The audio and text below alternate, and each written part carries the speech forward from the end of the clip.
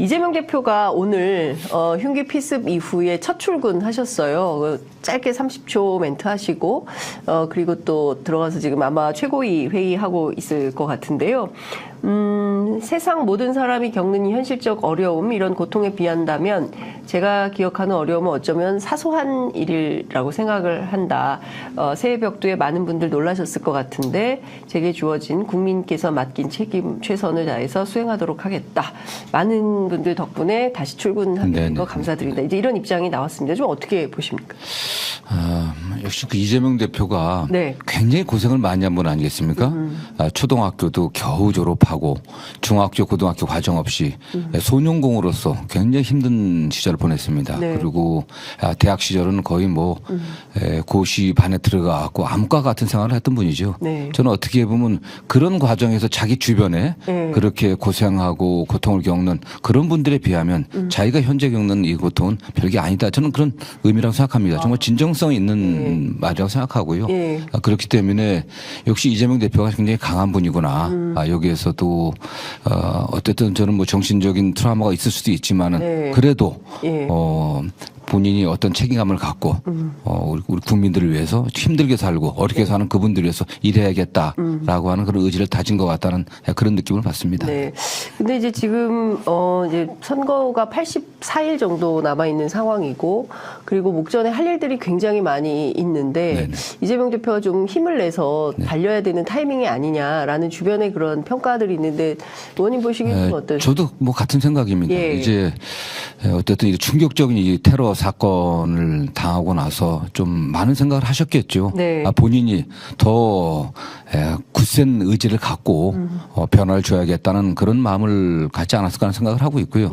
그러기 위해서는 지금 당의 최근에 뭐 일부 인사들의 탈당이라든가 또 제3지대에서 여러 가지 움직임을 봤을 때 보다 분명한 또 통합의 의지 또 분명한 또 당의 변화 혁신의 의지를 보이지 않겠나 저는 생각을 해봅니다.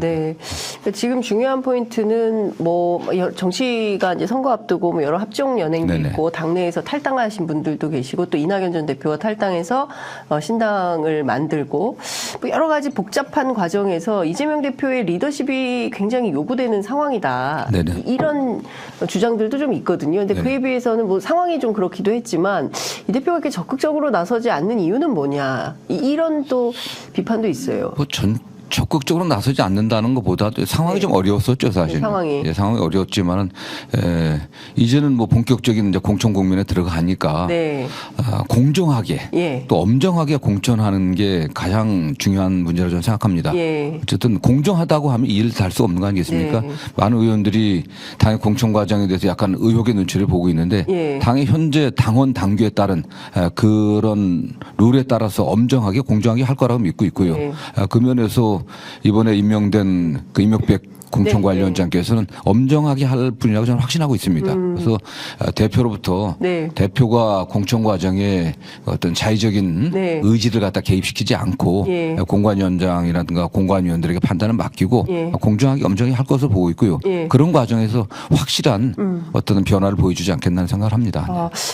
저희 국민들이 평가하기에 어떤 변화를 체감할 수 있을까요? 예컨대 뭐 지금 사실 솔직히 말씀드리자면 그 어떤 룰이 세팅된다 하더라도 현역에게 불리한 룰은 아니지 않습니까? 그러니까 그 신인들은 좀 불리하고 그리고 또 현역에게는 좀 유리하고 이런 룰인데요. 전반적으로 보면. 그래서 이제 도전자들 가운데는 또 소위 이제 세칭 친명이라고 불리는 분들이 많이 있고요. 그래서 실제로 이런 물갈이가 이루어질 거냐 아니면 그래도 현역들이 더 많은 포션을 차지할 거냐 뭐 경선 과정 봐야 되겠지만요. 저는 일단 우리 현근택 변호사 사건에서 보여준 임혁백 그 공관위원장의 어쨌든 의견 피력이 있지 않았습니까? 그 피력된 내용을 엄정하게 하겠다는 의지를 표명하셨고 거기에 맞춰갖고 현근택 변호사도 본인이 결단을 내리셨는데 최근에 뭐 강의원 뭐 민주개혁혁신위원회인가 어쨌든 뭐 그 밖에 친명 모임의 뭐 대표 주자라고 하는 강의원 위원장도 출마를 이제 포기했고 현근택 변호사도 출마를 포기했는데 저는 여기에서 일련의 기준들이 좀 보인다고 생각합니다. 현역 의원이라고 하더라도 또는 뭐 친명이라고 하더라도 어떤 문제가 있다고 하면 공관위에서 단호하게 처리하지 않겠나 하는 생각을 갖고 있고요.